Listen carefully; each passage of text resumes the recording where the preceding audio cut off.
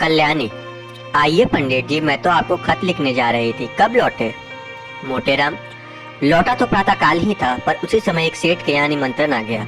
कई दिन से तरमाल ना मिले थे। मैंने कहा कि लगे हाथ यह काम में निपटाता चलूं। अभी उधर से ही लौटा आ रहा हूँ। कोई 500 ब्राह्मणों की पंगत थी। कल्याणी, कुछ कार्य सिद्ध हुआ या रास्ता ही ना अपना पड़ा? मोटेराम, कार्य क्यों न सिद्ध होता, भला यह भी कोई बात है? 5 जगह बातचीत कर आया हूँ, 5 की नकल लाया हूँ, उसमें से आप जिसे चाहे पसंद करें। यह देखिए, इस लड़के का बाप डाक के शेरों में 100 रुपए महीने का नौकर है। लड़का अभी कॉलेज में पढ़ रहा है, मगर नौकरी का ही भरोसा है, घर में कोई जायदाद नहीं। लड़का होनहार मालूम होता है, खानदान भी अच्छा है। 2000 में बात तय हो जाएगी। मांगते तो वह 3000 है। कल्याणी, लड़के और भी भाई है? मोटेराम, नहीं, मगर 3 बहनें हैं और तीनों कारी, माता जीवित है। अच्छा, अब दूसरी नकल देखिए। यह लड़का रेल के शेरों में 70 रुपए महीना पाता है। माँ बाप नहीं है, बहुत ही रूपवान, सुशील और शरीर से खूब हष्ट पुष्ट कसरती जवान है, मगर खानदान अच्छा नहीं है। कोई कहता है माँ नाइन थी, कोई कहता है ठकुराइन थी। बाप किसी रियासत में मुख्तार थे। घर पर थोड़ी सी जमींदारी है, मगर उस पर कई हजार का कर्जा है। यहाँ कुछ लेना देना न पड़ेगा। उम्र कोई 20 साल होगी। कल्याणी, खानदान में दाग ना होता तो मंजूर कर लेती, देख कर तो मक्खी नहीं निगली जाती। मोटेराम, तीसरी नकल देखिए। एक जमींदार का लड़का है, कोई 1000 सालाना नफा है, कुछ खेती बाड़ी भी होती है। लड़का पढ़ा लिखा होता तो थोड़ा ही है, पर कचहरी अदालत के काम में चतुर है, दुहाजू है। पहली स्त्री को मरे 2 साल हुए, उससे कोई संतान नहीं है, लेकिन रहन सहन मोटा है, पीसना कुटना घर ही में होता है। कल्याणी, कुछ दहेज भी मांगते हैं? मोटेराम, इसकी कुछ न पूछिए, 4000 सुनाते हैं। अच्छा, यह चौथी नकल देखिए। लड़का वकील है, उम्र कोई 35 साल होगी, 3-4 साल की आमदनी है। पहली स्त्री मर चुकी है, उससे 3 लड़के भी है, अपना घर बनवाया है, कुछ जायदाद भी खरीदी है। यहाँ भी लेन देन का झगड़ा नहीं है। कल्याणी, खानदान कैसा है? मोटेराम, बहुत ही उत्तम, पुराने रईस है। अच्छा, यह 5वीं नकल देखिए। बाप का छापा खाना है। लड़का पढ़े तो बीए तक है, पर उसी छापखाने में काम करता है। उम्र 18 साल होगी। घर में प्रेस के सिवा है कोई जायदाद नहीं है, मगर किसी का कर्जा सिर पर नहीं। खानदान न बहुत अच्छा है न बुरा। लड़का बहुत सुंदर है और सच्चरित्र भी, मगर 1000 से कम में मामला तय न होगा। मांगते तो वह 3000 है।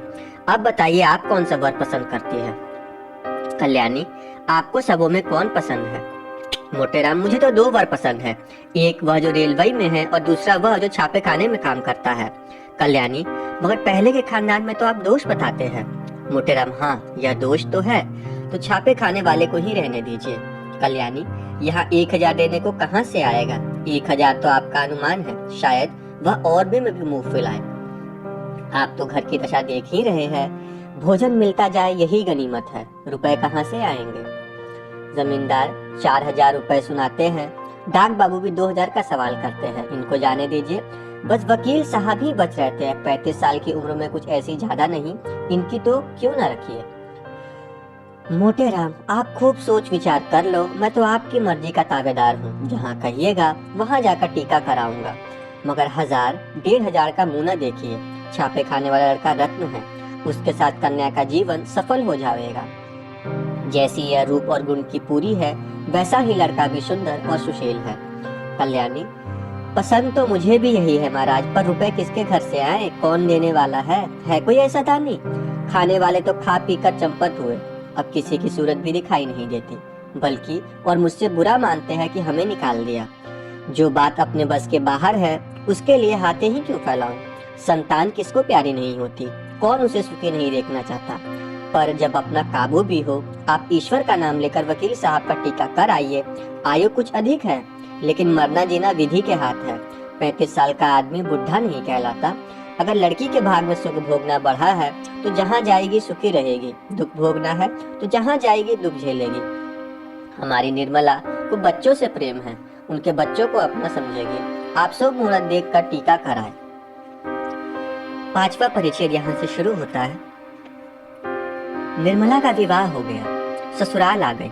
वकील साहब का नाम मुंशी तोताराम, सावले रंग के मोटे ताजे आदमी थे।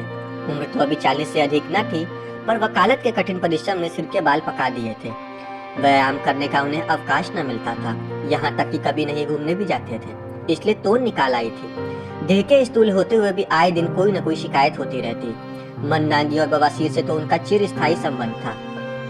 अतएव बहुत फूक फूक कर कदम रखते थे। उनके 3 लड़के थे।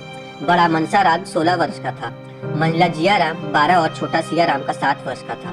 तीनों अंग्रेजी पढ़ते थे। घर में वकील साहब की विधवा बहन के सिवा कोई औरत न थी। वही घर की मालकिनी थी। उनका नाम था रुक्मणी और अवस्था 50 से ऊपर थी। ससुराल में कोई न था, स्थायी रीति से यहीं रहती थी। तोताराम दंपत्ति विज्ञान में कुशल थे। निर्मला को प्रसन्न रखने के लिए उनमें जो स्वाभाविक कमी थी उसे वह उपहारों से पूरी करना चाहते थे। यद्यपि बहुत ही मितव्ययी पुरुष थे, पर निर्मला के लिए कोई न कोई तोहफा रोज लाया करते थे। मौके पर धन की परवाह न करते थे, खुद कभी नाश्ता न करते थे। लड़के के लिए थोड़ा थोड़ा दूध आता था, पर निर्मला के लिए मेवे, मुरब्बे, मिठाइयाँ, किसी भी चीज की कमी न थी। अपनी जिंदगी में कभी सैर तमाशे देखने न गए थे, पर अब छुट्टियों में निर्मला को सिनेमा, सर्कस, थिएटर दिखाने ले जाते। अपने बहुमूल्य समय का थोड़ा सा हिस्सा उसके साथ बैठकर ग्रामोफोन बजाने में व्यतीत किया करते थे। लेकिन निर्मला को न जाने क्यों तोताराम के पास बैठने और हंसने बोलने में संकोच होता था। इसका कदाचित यह कारण था कि अब तक ऐसा ही एक आदमी उसका पिता था, जिसके सामने वह सिर झुकाकर देह चुराकर निकलती थी। अब उसकी अवस्था का एक आदमी उसका पति था। वह उसे प्रेम की वस्तु नहीं, सम्मान की वस्तु समझती थी। उनसे भागती फिरती, उनको देखते ही उसकी प्रफुल्लता पलायन कर जाती थी। वकील साहब को उनके दाम्पत्य विज्ञान ने सिखाया था कि युक्ति के सामने खूब प्रेम की बातें करनी चाहिए, दिल निकाल कर रख देना चाहिए। यही उसके वशीकरण का मुख्य मंत्र है। इसलिए वकील साहब अपने प्रेम प्रदर्शन में कोई कसर न रखते थे। लेकिन निर्मला को इन बातों से घृणा होती थी। वही बातें जिन्हें किसी युवक के मुख से सुनकर उसका हृदय प्रेम से उन्मत्त हो जाता, वकील साहब के मुंह से निकलकर उसके हृदय पर सर के समान आघात करती थी। उनमें रस न था, उल्लास न था, उन्माद न था, हृदय न था, केवल बनावट थी, धोखा था और था शुष्क, नीरस, सब डांबर। उसे इत्र और तेल बुरा न लगता, सैर तमाशे बुरे न लगते, बनाव श्रृंगार भी बुरा न लगता। बुरा लगता था केवल तोताराम के पास बैठना। वह अपना रूप और यौवन उन्हें ना दिखाना चाहते थे, क्योंकि यहाँ देखने वालों की आंखें न थी। वह इन्हें इन रसों का आस्वादन करने के योग ही न समझती थी। कल ही प्रभात समीर की वर्ष पर से ही खिलती। दोनों में समान सारस्य है। निर्मला के लिए वो प्रभात समीर कहाँ थी?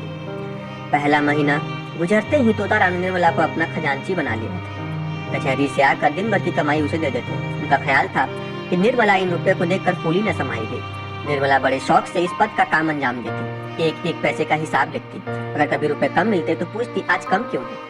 गृहस्थी के संबंध में उनसे खूब बातें करती। इन्हीं बातों के लायक वह उनको समझती थी। जो ही कोई विनोद की बातें उनके मुंह से निकल जाती, उसका सुख मलिन हो जाता। निर्मला जब वस्त्राभूषणों से अलंकृत होकर आईने के सामने खड़ी होती और उसमें अपने सौंदर्य की सुषमापूर्ण आभा देखती, तो उसका हृदय एक सतृष्णा कामना से तड़प उठता। उस वक्त उसके हृदय में एक ज्वाला सी उठती। मन में आता इस घर में आग लगा दूं। अपनी माता पर क्रोध आता, पिता पर क्रोध आता, अपने भाग पर क्रोध आता, और सबसे अधिक क्रोध बेचारे निरपराध तोताराम पर आता। वह सदाप इस ताप से जला करती थी। बांका सवार बूढ़े लठ तट पर सवार होना कब पसंद करेगा, चाहे उसे पैदल ही क्यों न चलना पड़े। निर्मला की दशा उसी बांके पर सवार थी। वह उस पर सवार होकर उड़ना चाहती थी, उस उल्लासमयी विद्युत गति का आनंद उठाना चाहती थी। टट्टू के हिनहिनाने और कनौतियां खड़ी करने से क्या आशा होती। संभव था कि बच्चों के साथ हंसने खेलने से वो अपनी दशा को थोड़ी देर के लिए भूल जाती, कुछ मन हरा हो जाता। लेकिन रुक्मणी देवी लड़कियों को उनके पास फटकने भी न देती थी, मानो वह कोई पिशाचिनी है जो उन्हें निगल जाएगी। रुक्मणी देवी का स्वभाव सारे संसार से निराला था। यहाँ पता लगाना कठिन था कि वह किस बात से खुश होती थी और किस बात से नाराज। एक बार जिस बात से खुश हो जाती थी, दूसरी बार उसी बात से जल जाती थी। अगर निर्मला अपने कमरे में बैठी रहती तो कहती ना जाने कहाँ की मनहूसियत है। अगर वह कोठे पर चढ़ जाती या महरियों से बात करती तो छाती पीटने लगती। लाज है ना शर्म, निगोड़ी ने हया भून खाई अब क्या। कुछ दिनों में बाजार में नाचेगी। जब से वकील साहब ने निर्मला के हाथ में रुपए पैसे देने शुरू किए, रुक्मणी उसकी आलोचना करने पर आरूढ़ हो गई थी। उसे मालूम होता था कि अब अप्रलय होने में बहुत थोड़ी सी कसर रह गई है। लड़कों को अब बार बार पैसों की जरूरत पड़ती। जब तक खुद स्वामी नहीं थी, उन्हें बहला दिया करती थी, अब सीधे निर्मला के पास भेज देती।